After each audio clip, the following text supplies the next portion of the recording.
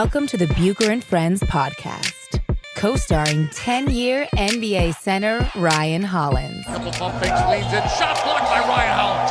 Hollins sent that into the third row. 6 rebounds and 8 assists. Hollins climbs the stairs. Down the floor. Ryan Hollins! He is the high jumper! That's what I want to see. Give me some gunpowder and throw the hammer down. And now, here is your host, Let's send it over to Rick Bucher. Rick Bucher.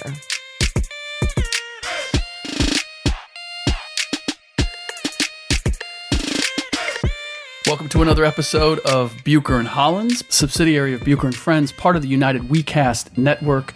I'm Rick Bucher. You can read my stuff on Bleacher Report. You can find me on Twitter at Rick Bucher. He is Ryan Hollins, otherwise known as the Ryan Hollins on Twitter. You can see him on ESPN. You can see him on the Clippers broadcasts. You can hear him on NBA radio. And obviously you can find him here as well. You can also follow the show on Twitter and Instagram at Bucher Friends. All right, we have a number of things we need to get to. And we want to start, actually, with your Clippers, who were blown out Wednesday night by the Utah Jazz at home. Something that I predicted on sportsbetcollective.com, by the way. But it got me to thinking, and the reason I predicted that the Jazz were going to win is because I saw Drew Holiday take the Clippers apart just a night before, where they just didn't have an answer for him. And because they didn't have an answer for him, that opened everything up down the stretch. And I thought Donovan Mitchell's going to play that same role. Big guard, it's going to be difficult to handle, and if you try to bottle him up, then it's going to open up some other things for some other people. And on top of everything else, the Clippers have just looked like a tired team to me. But that's me. You're the one who spends not every waking hour, but a lot of your time around that team, watching that team play. So of all the things that I mentioned, which do you agree with? Which do you disagree with? You're on point with a lot of that. What's tough is, this is the good part about the Clippers.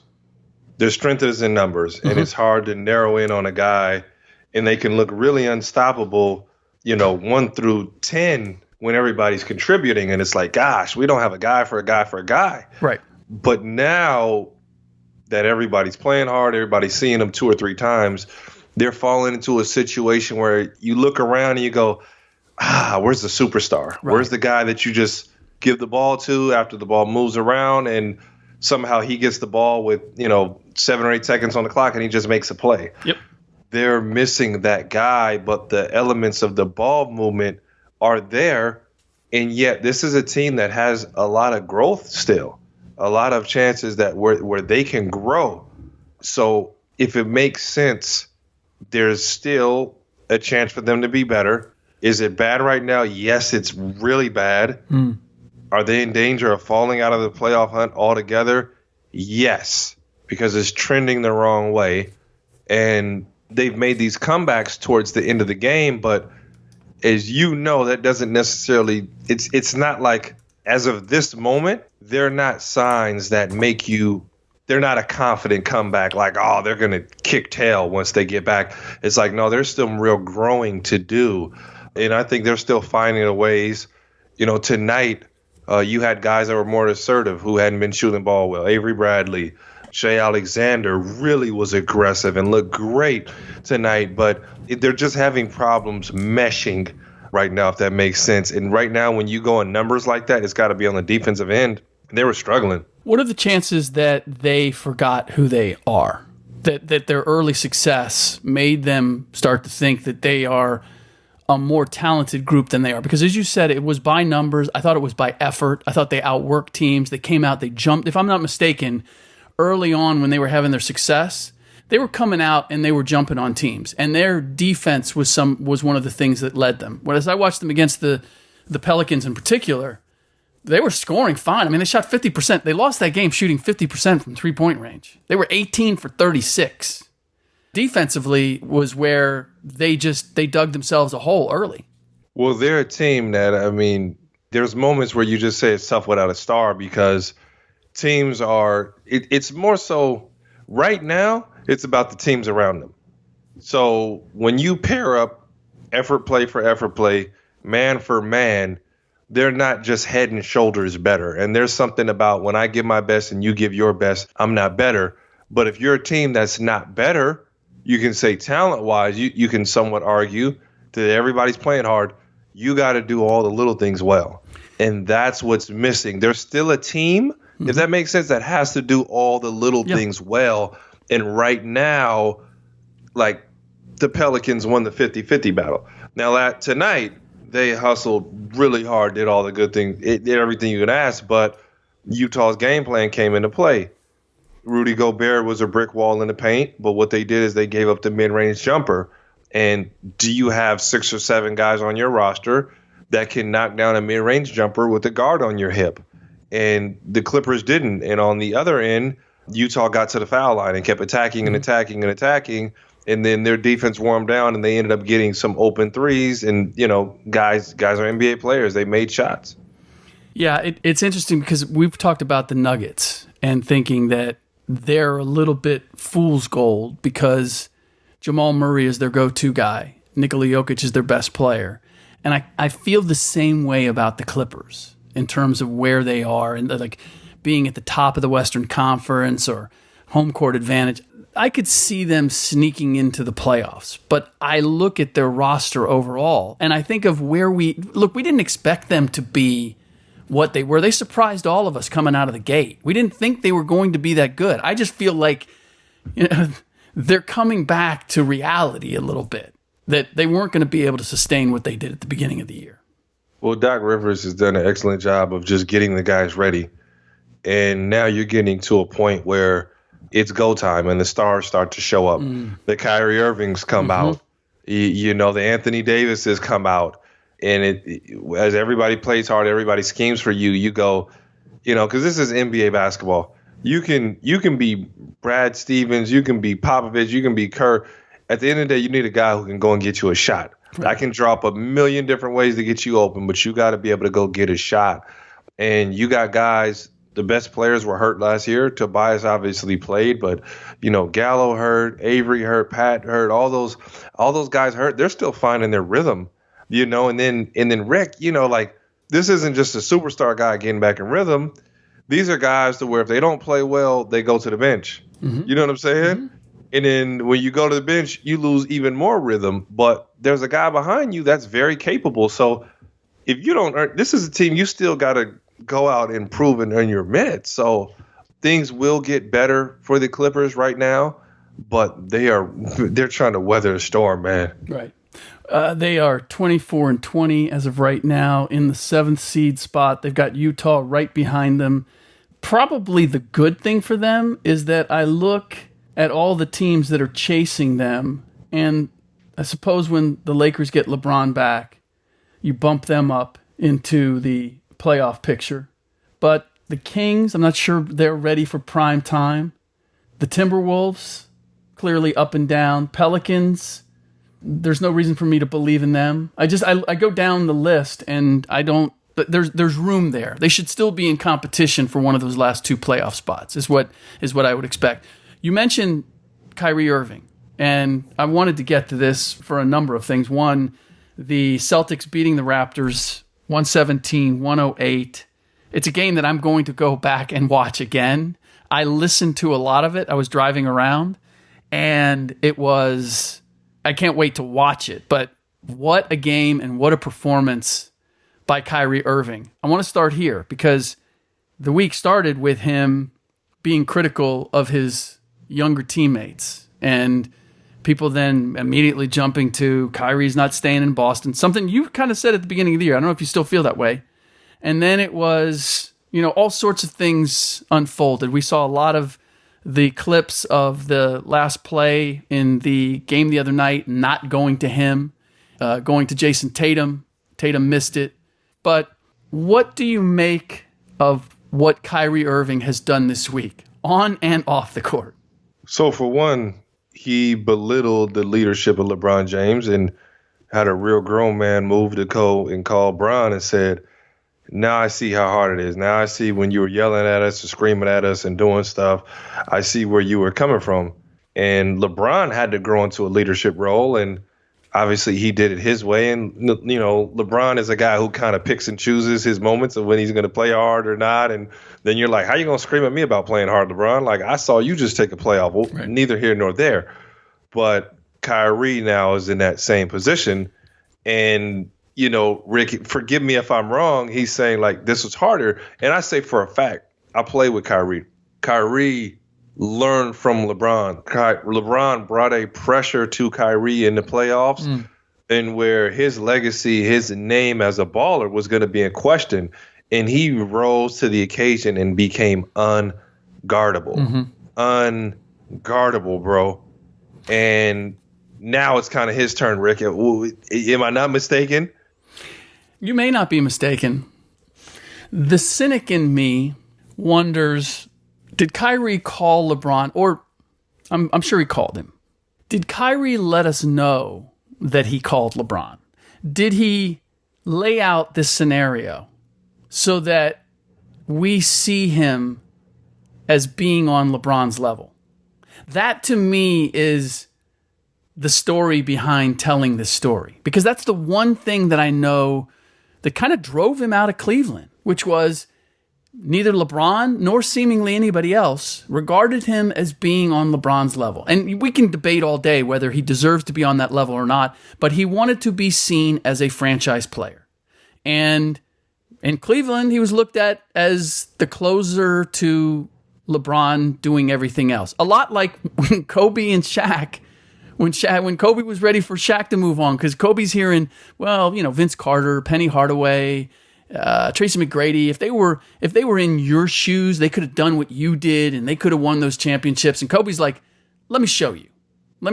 And I think the same thing with Kyrie in terms of everybody's looked at them winning the championship, and it was LeBron won the championship, Kyrie hit the shot that won it, but he was like the relief pitcher who came in and closed. And I think that he wanted out because he wanted to be seen as more than that. And he knew that he'd never be seen as that in Cleveland playing with LeBron. So that's why I look at this telling us all that he called LeBron. I can't help but feel like there's an ulterior motive here. I don't even feel good about doing it. It makes me kind of a cynical person, but nonetheless, I know how this business works, and I wouldn't be, maybe it was, maybe it wasn't, but I wouldn't be surprised if it was. Now, you can't rule that out, but you can actually see the frustration on his face when he's going through these meetings. And, you know, he's got two young stars around him that are really trying to find their way. And the crazy part is, Rick, you saw this coming. You brought up the point they had success without him.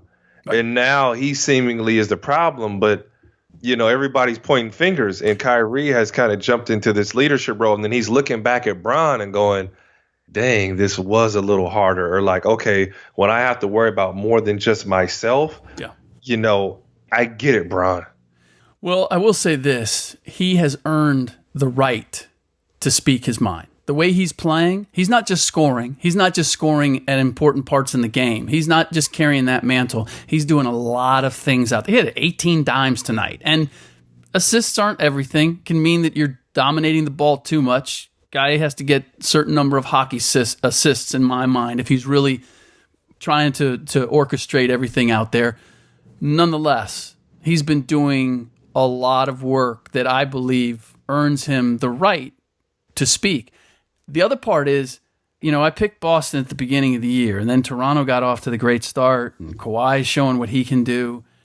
Watching the matchups tonight, first of all, I think Nick Nurse was testing out a few things.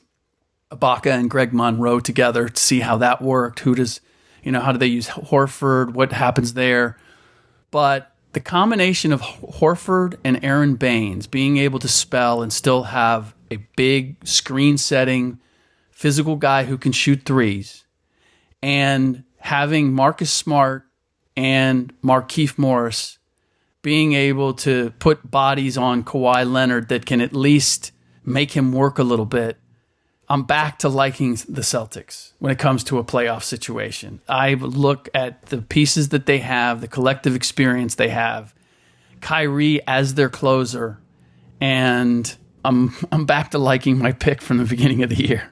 There's no question they had the talent. It was just motivation, and I don't want to run way back to the Clippers, but when you come into a season as the hunter and now you become the hunted, it's a completely different mentality. We even see Golden State was going through that everybody's hunting them, going at them, throwing their best shot. The Clippers were the best team in the league, and then it was like, oh man, we're bringing our A game for the Clippers.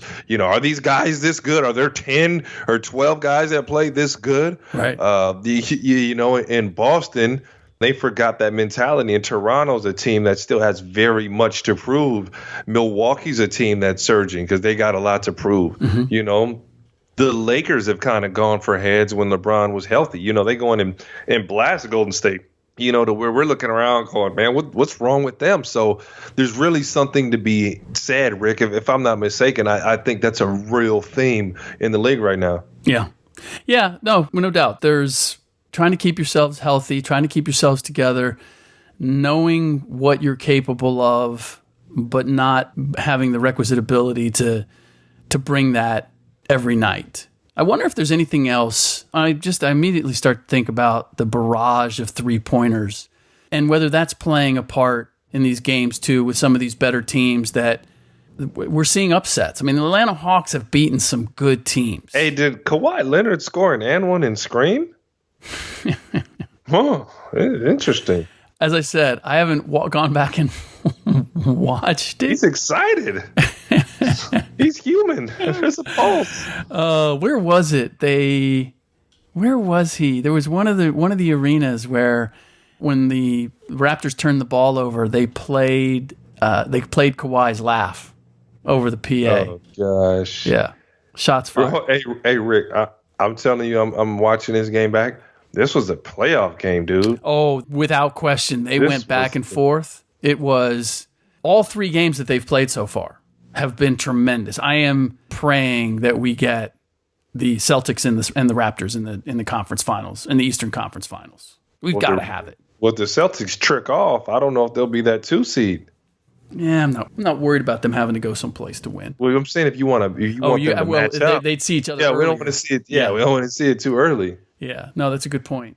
Speaking of, it was the Magic that came down to the last second shot. They set up Jason Tatum for the last second shot. And whatever Kyrie was upset about, it was concerning that play. And I got to say, I'm kind of with him. I'm putting the ball in his hands. It looked to me like he was supposed to catch deep in the backcourt and get ahead of steam. Yep.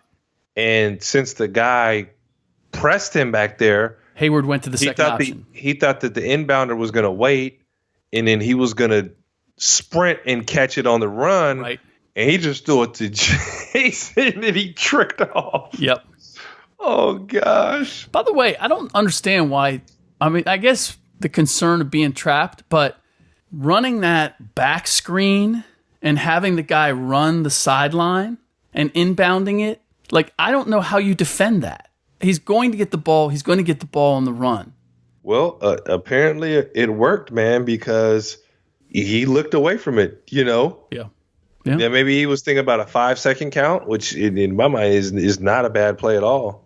Right. I just they didn't run that. That's the kind of thing I would expect Horford to come up, kind of set a rub back screen.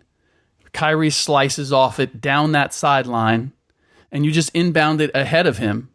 He's got the ball, and he's got the ball in a position where he can still attack from the wing. Anyway, we can do X's and O's some other time. I also wanted to get into the other aspect when it comes to LeBron and the confusion over him coming back. Lakers announce he's ready to go. Then Rich Paul, his agent, says, no, he's going to be out a couple more games. I know this happens sometimes, but with LeBron and the orchestration there, it immediately, the antenna go up. What do you make of the confusion over when LeBron's going to come back? I've heard differing things. My first assumption that it was going to be 2 to 3 weeks because LeBron's for sure doing activities. He's running forward. He's jogging. He's just not opening his stride up yet. And I would assume he can play now. Now, obviously with LeBron, let's not doubt you're going to err on the side of safety, safety, safety. Sure. And if you're the Lakers, you're like, man, tape it up and play. We need you. But also, there's an evaluation going on right now, Rick. However you want to put it, Luke Walton's being evaluated. Ingram's being evaluated. Kuzma, Alonzo. This is the tryout. Let's see who lasts. I know who Rondo is. We don't need to question. I know who Lance Stevenson is. But of these young guys, their trade value either goes up, their value with the Lakers goes up, and there's some figuring out and sorting to do right now. I was hearing somebody on the radio, and I imagine every radio show, national show, and LA show asked the question, but somebody was asking, is Luke Walton in trouble? And I had to kind of laugh. I was like, he was in trouble the minute Magic and Rob Pelinka were hired. And then he was in even more trouble when LeBron signed on. Like, this idea, like, is he in trouble? Is he going to last? No, he was hired by the previous regime. And everything changed when LeBron got there as far as what they were doing. And this is I like Luke. I think he's done a good job. And it's not a referendum on his job. It's not a referendum on what he's done. When somebody is building something, they want their people. And with LeBron in particular, you need somebody who holds some sort of authority or connection with him. And while Luke, I believe, played in Cleveland at one point with him, I don't know. That may be even worse in that he was a role player coming off the bench at one point with LeBron. So with all that said, whether they make a move now or this summer or whenever, I mean, it's a matter of when, not if, that Luke Walton is replaced in this job. Don't you agree? Yeah, I think the toughest part now for me is that if you let him go, do you really want an interim coach in the fold? And then you kind of just make this season a wash and maybe just say, we're going to get LeBron healthy for his last year. Is it just normal LeBron chaos that, maybe is light compared to what we saw in Cleveland? And then he got his mind set to play, and we saw one of the greatest, if not the greatest performance in an NBA playoffs that we've ever seen. Yeah. Or Rick, who replaces him? Because if you get rid of him, who replaces him? But do we see this as the coach of Anthony Davis, as Jimmy Butler, as Kemba Walker? Goodness. Hold on, Rick. You didn't catch this curveball. Is Kyrie on terms with LeBron now? Oh, stop. No. No. How No. don't read that as a positive? No. That's not happening. Hey, little Kyrie whatever we had, let's smash it. No. I'm off these dudes. No. They're good enough without me. No. Whatever we had, let's smash it. No. Because life with you, grass ain't greener on the other side, you're bro. out of your mind. Kyrie and Bron back together. He knows that LeBron sucks all the oxygen out of the room. Maybe the humble pie is eaten, and he's like, man, I'm not tripping. I'd rather be miserable with you than stuck with somebody else. No, he's got too many other options. And first of all, let's play out the season. Look, hold on. He's going to he very well could be in the finals with the Celtics. You think he's going to give that up and then go play with LeBron with the Lakers? Come on. Better options? Yeah, staying with the Celtics. It ain't, the one thing about Kyrie, bro. It ain't about winning and losing. It's about happiness. And somehow he and LeBron came eye to eye. I'm just saying, Rick. You're taking one alleged conversation. We don't even know if it was phone. Might have been by text. Who knows? I think he said he called, but who knows? They would have been denying it. What? They'd have been denying it if it wasn't. Dang, the Rockets lost and they're up 11 with 2 minutes left. How did this happen? Lost in overtime. I'm watching. How did they tricked off? Brooklyn. Dimwitty. Bang, bang. Don't sleep on Brooklyn.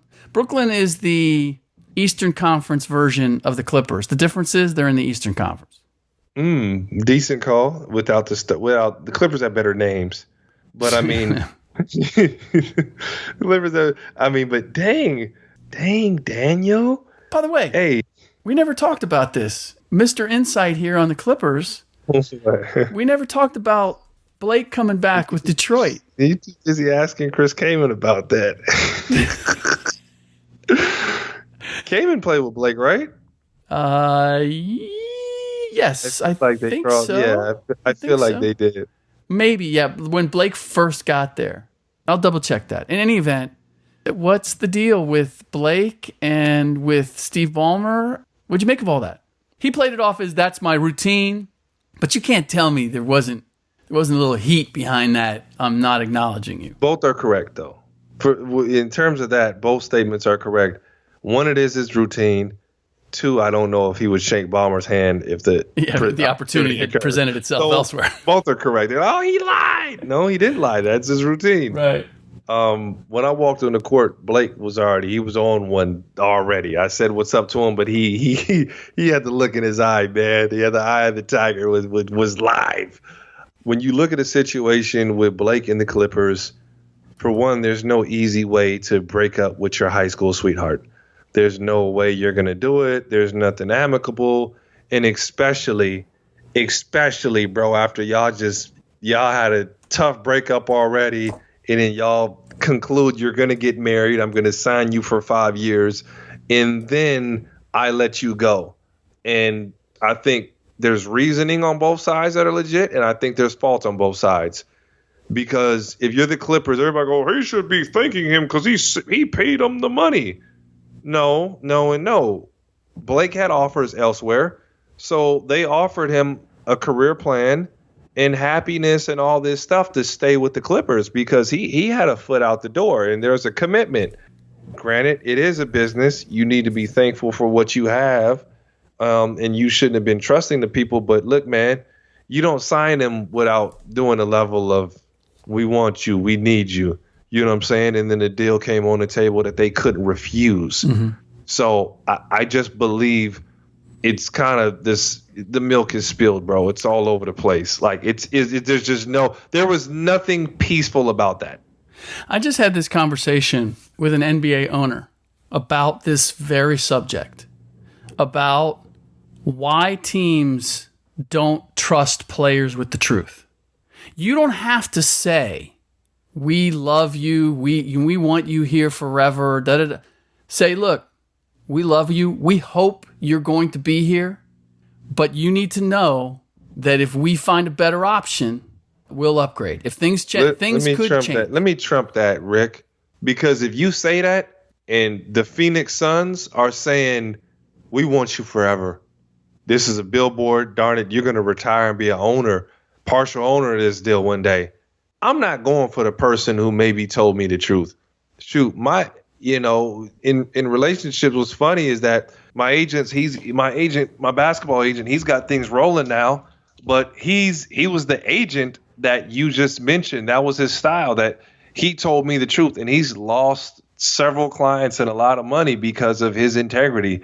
But Todd's not going to change who he is. You know what I'm saying? And he's being rewarded in other ways for it. Mm-hmm. But you're not going to sign the guy, Rick. Like, it's not going to fly like that. Tell Kyrie Irving, Kyrie, we want to sign you back, but you're going to take a limited role behind Jason. No, when I'm signing you, you're the guy. And we figure that out later. Look, you don't have to say there's a way to not lie or make false promises. Maybe, yeah, okay. So just don't say it. Yeah, don't say it. So that you don't have the recriminations. By the way, that whole thing when it comes to Masai and DeMar. Oh, you said that was unnecessary. See, he didn't need to do what he did. Well, it was unnecessary. So this is what I understand is that he never said that directly to DeMar. DeMar's agent told DeMar that's what Masai was saying. Well, there's a fear also. Well, then he said it to DeMar. If he said it to his agent, he said it to him. But he didn't say it to his agent. No. His agent said, this is what they're saying. That's different. Okay. You're right. Maybe that's different. Well, look, bro, here's the reality. If an agent finds out that your client's going to be moved out of L.A. to Detroit from beautiful Toronto to San Antonio, those guys will step in and blow those deals up. Yeah, and no. Don't get me wrong. I'm not saying you have to give the guy a heads up on every single thing, every step of the way. Just don't sell him on something that you can't hold true to. Because we all know. Look, it's Chris Rock said, men are as faithful as our options. It's the same as NBA teams.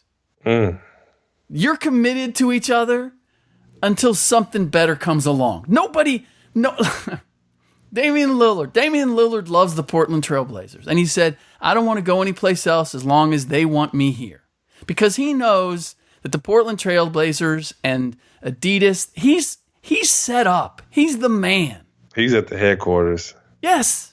There's no reason for him to go anyplace else because he's not going to find that anyplace else. They've invested in him. So it makes sense. But if somebody else came along and gave him something that was, a plus, or the Blazers were able to find somebody who was, because it's a two-way street. Look, players of Lillard's caliber, people are like, why are they keeping Lillard, CJ McCollum? They can't get past the second round. They got upset. They got blown out. They got swept by the Pelicans. They need to change it up. It's like, okay, wait, hold on a second. Who are you changing it up for? Like, who's dying to go to Portland? They have a team that is a playoff team, a perennial playoff team. They got two guys in Damian and CJ. The guys like to play together. They've got a good chemistry up there. They've made the most out of what they are, but let's not kid each other. It's the same as with Kemba Walker in Charlotte. For my money, I'm not maxing him out because I'm hitching my wagon to a guy that can't take me anyplace. He's not a franchise player. He's a really good player. He gets his numbers, but he doesn't get other guys' numbers. That said, you're in Charlotte. And if Kemba Walker says, I love Charlotte, man, I got to think twice about how am I going to replace Kemba Walker? What am I getting instead of him? Yeah, that's what I said. Unless you ready to just blow that thing all the way up. But, the thing is, like, let's say you get Kemba, maybe, they're trying to find ways to get off a couple of those contracts. Yeah. Well, they've got is their highest paid player. Well, but again, it was bad when we played them. It was bad. They put up a stat of their averages, point averages in the contracts, and their highest paid contracts were averaging like the fewest. Now, obviously, we can look at minutes and whatnot, but it wasn't working out. So, going back to the original question. What do you make of Rich Paul giving one date for LeBron's return and the Lakers giving another? Is there fire where there's smoke? I'll simplify my long answer. I see it two ways, Rick. Either they're going to make sure that LeBron's health is in plan and they don't trust that the Lakers are just trying to get him back.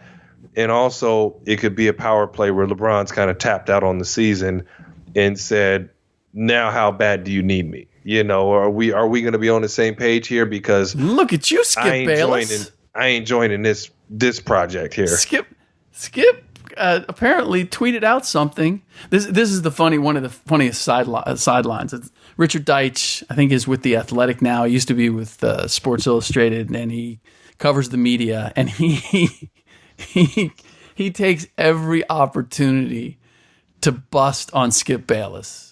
To take any tweet. He used to do this thing where Skip would say something outrageous and then Deitch would repeat it and he would note some show. It would be like a rerun of the Bubble Guppies or something like that was outdrawing Skip's show. That was his way of taking shots at Skip. In any event, what I don't like, Richard, if you're listening, dude, constantly talking about Skip, talking about what he makes, retweeting what he says, you're adding to his legacy. You're contributing. You're throwing gasoline on the fire. If you really want to hurt someone like Skip Bayless, if you really think he doesn't deserve the attention that he gets and the position that he has, you ignore it. You don't constantly fan the fire. And yet that's what Richard does. Maybe he can't help himself, but it's funny. But Skip, the reason I brought it up is because Skip said the same thing. He was basically, LeBron is enjoying the fact that this team is struggling the way that it is without him, which, I think he feels both ways. I think he feels like, dang, y'all see how hard it was, or y'all appreciate what I was doing. Yeah. And I think he's like, dang, I want to get out there and help. You it's so human to feel both ways. Yeah. The sitting out sucks. It's not natural for us athletes. When you sit out, there's nothing. It is mental anguish and if you want to make an athlete miserable, let them sit out games. Let them not be able to participate. It drives you nuts, bro. What are you expecting now from this Lakers team, assuming LeBron comes back? Does it suddenly get all magical again, or have there been some things exposed? No, it gets magical because at the end of the day, you got a guy who can close and finish for you, and then you get Rondo back, and those guys fall into more comfortable positions. I feel like they wouldn't be suffering nearly as much as they have if Rondo wasn't hurt too. If Rondo was there, they'd be fine. They'd be playing 500 ball, and there's a very favorable schedule. Now, nobody knew the dude was going to break his hand again, or whatever happened with the finger. Like, this is nuts, man. So TBD, we will see. All right, that's it for this episode of Bucher and Hollins. In our next podcast, we will go through the Friday night games as we normally do. We'll be doing that for sportsbetcollective.com. We'll give you the against the spread and the over-under. My man, Ryan Hollins, was on fire last week. 13 and 5. That's because you ain't hit me with those Twitter bets, bro. 13 Those and are 5. my only bad days are with those Twitter days. Where we have to fill in, we have to. Well, yeah, I mean, it's not the next day. It's not you doing it, Rick, but I'm gonna blame you. Yeah, that's okay. Yeah, the next days aren't good. I got these are broad shoulders. I don't know if you. I won't be the last one to blame you for something. Oh my goodness! I got 2 teenagers. Are you kidding me? Yeah, no, I'm good there. All right, so we will get into that. You know what else we do have to get into is Golden State doing what they did to Denver. And then beating New Orleans, it's at home, although 147-140. And I think they've won 6 in a row now. I am still not drinking the Kool-Aid. I wonder if you are. Yes. Steph had 41. The thing is, Steph is so dynamic that he fills up a lot of problems that they have. A lot of stuff gets figured out. And if he gets like in Steph shape, it's a problem. Don't say it. It might be a problem, but it's not a wrap. We save the rest of that. The rest of that for tomorrow's podcast. Don't forget, you can follow Ryan at the Ryan Hollins. You can follow me at Rick Bucher on Twitter. You can follow the show on Twitter and Instagram at Bucher Friends. If you enjoy the show, or if you don't, we don't care. Just drop us a rating and review us on iTunes or wherever you get your podcasts. Screenshot. What are you doing? They better enjoy it. Screenshot. I'm worried. Are you taking photos right now? No, I'm not, Rick. You're real paranoid with that, though. I am. Screenshot your review and tweet it to us at Bucher Friends, and you'll be entered for a chance to win some swag from Ryan, Will, or myself. In the meantime, thanks for listening.